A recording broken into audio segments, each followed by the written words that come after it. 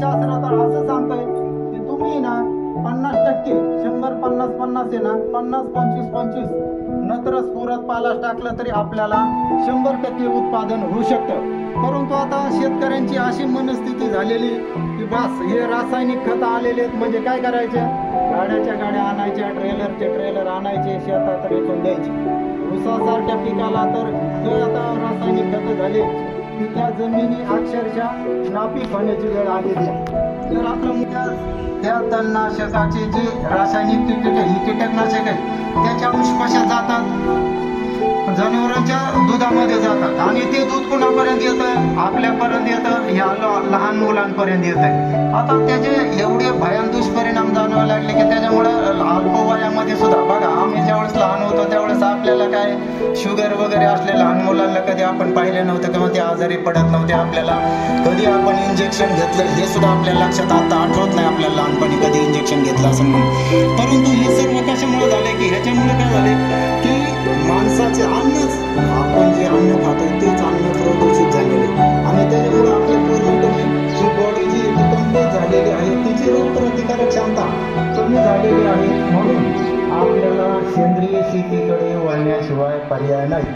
आणखी त्याचं दुसरं उदाहरण जर द्यायचं झालं तर आत्ताच मध्यंतरी व्हॉट्सअपवरती एक व्हिडिओ केला होता की एक मुलगा आहे त्याने ते कलिंगड कापलेले आणि तो काय करतोय, त्या कलिंगड आतून कलिंगड पूर्णपणे लाल होण्यासाठी काय करतोय तो, त्याला तो इंजेक्शन देतोय. ते पोलीस अधिकारी वगैरे त्या दिवशी चौकशी करतात. म्हणजे हे सुद्धा कशाशी निगडीत आहे, हा सुद्धा मोठा सेंद्रिय शेतीशी निगडीत आहे.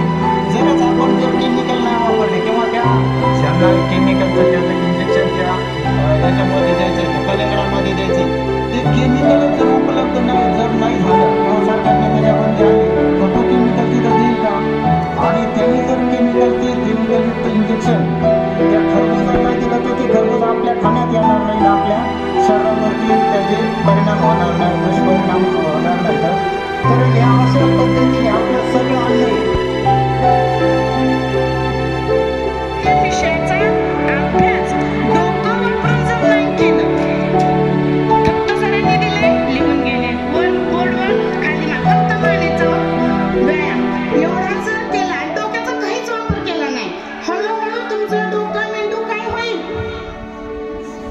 नष्ट होईल.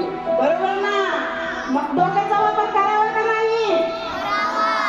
मग गणित आणि विज्ञान विषय कशासाठी? यासाठीच ना. इतिहास, भूगोल, मराठी, हिंदी हेही विषय आहेत, परंतु या विषयांना आधीच डिफाईन केलेले. छत्रपती शिवाजी महाराजांचा इतिहास घडून गेलाय. आपण काय करतो शाळेमध्ये, जसंच्या तसं पाठ करतो ना. तुम्ही त्या इतिहासामध्ये बदल करू शकता का? केला तर महाराजांचे काही नियम, त्यांचं काही संस्कार आपण घेऊ शकतो, पण तुम्ही बदल करणार का? नाही. परंतु गणित आणि विज्ञान असा विषय की ज्यामध्ये तुम्ही बदल करू शकता. आलं का लक्षात? आता लक्ष द्या. तुम्हाला एक धडा आहे 7वीला. 7वीचे विद्यार्थी आहेत ना? 7वीला विज्ञानामध्ये पहिलाच धडा ॲडॅप्टेशन आहे का? अनुकूलन, सजीवांचे अनुकूलन आणि वर्गीकरण, ॲडॅप्टेशन अँड क्लासिफिकेशन आहे का? पहिला चॅप्टर आहे. काय अर्थ आहे ॲडॅप्टेशनचा? कोण सांगू शकेल का? ॲडॅप्ट करणे म्हणजे काय? बर, मी सांगते, लक्ष द्या.